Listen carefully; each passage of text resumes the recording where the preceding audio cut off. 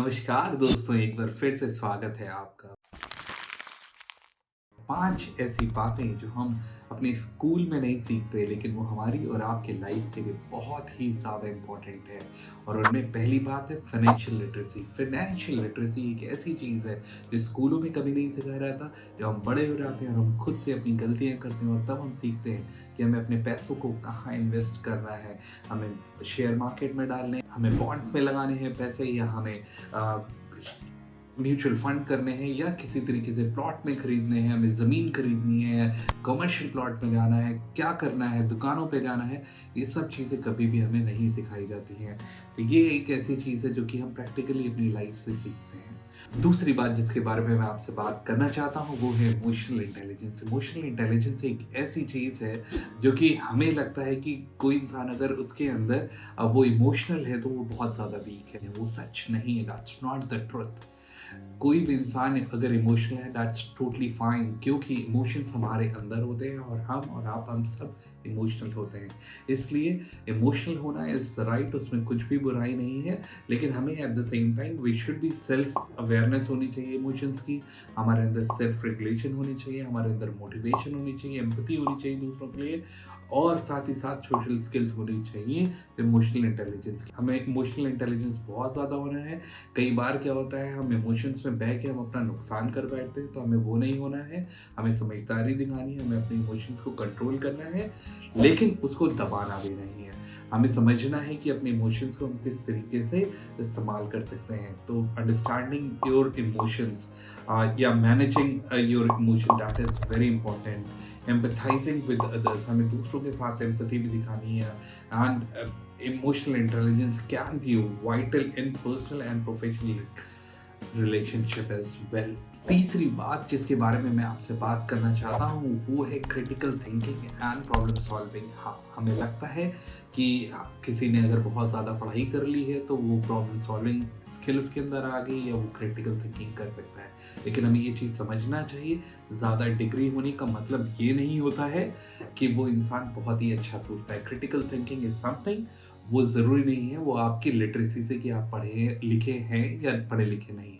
हमारे बाबा दादा लोग या नाना नानी लोग भी बहुत ज़्यादा इंटेलिजेंस की बात करते थे, हो सकता है वो पढ़े लिखे ना हो। तो इमोशनल इंटेलिजेंस समझदारी जो कि हमारे अंदर होती है। और जब हम बात कोई भी इंसान किसी से कर रहा है तो वो इतना क्रिटिकल थिंकिंग होना चाहिए कि सिचुएशन रिजल्ट ओरिएंटेड होना चाहिए हमें। जब हम रिजल्ट ओरिएंटेड है दैट मीन्स हम प्रॉब्लम को सॉल्व करना चाह रहे हैं। हमें कॉम्प्लेक्स और नहीं करना है चीज़ों को, बल्कि रिजल्ट निकालना चाहिए। और अगली बात जिसके बारे में मैं बात करना चाहता हूँ वो है effective communication skill. Effective communication skill बहुत ही ज़्यादा ज़रूरी है। इसका मतलब ये नहीं कि आपको इंग्लिश बहुत अच्छी आनी चाहिए, हाँ, लेकिन कम्युनिकेट करने के लिए उस लैंग्वेज को आपको आना चाहिए। बट इसका मतलब ये नहीं कि आपको अंग्रेज़ों की तरह बोलना आना चाहिए, बट इस तरीके से होना चाहिए कि आप अपनी बात को कन्विंस करने पाएँ, सामने वाले को समझा पाएँ और वो चीज़ों को समझ पाएँ। अगर आप इफेक्टिव कम्युनिकेशन स्किल में if you are very good then it's going to advance your career. आप इफेक्टिव कम्युनिकेशन स्किल से you can resolve the conflict as well. बहुत जल्दी कोई भी कॉन्फ्लिक्ट होता है तो उसको आप निकाल सकते हैं। इवन जो इफेक्टिव कम्युनिकेशन स्किल होती है वो आपके और जिन लोगों से भी आप बात करते हैं उनके बीच में आपके जो रिलेशनशिप बिल्डिंग में बहुत हेल्प करती है। और इसलिए effective communication skill is very important. If you are a profession then definitely ये चीज़ आपके अंदर होनी चाहिए। अगली शिक्षा जो हमें स्कूल में नहीं सिखाई जाती है वो है टाइम मैनेजमेंट एंड प्रोडक्टिविटी।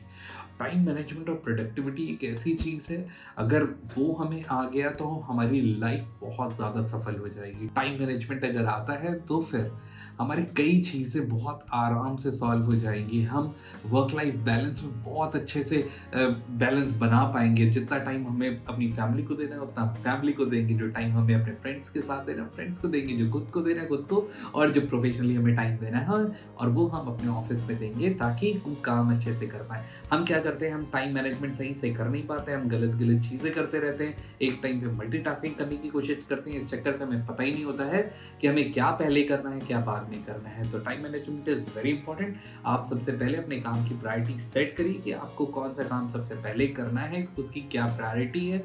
जब आप प्रायोरिटी के बेसिस पे उसको सॉर्ट आउट कर लेंगे उससे आपको बहुत आराम मिलेगी, आपका काम बहुत जल्दी से सही तरीके से एक सिस्टमैटिक वे में हो पाएगा। इसलिए आप जल्दी नहीं मचाएँगे।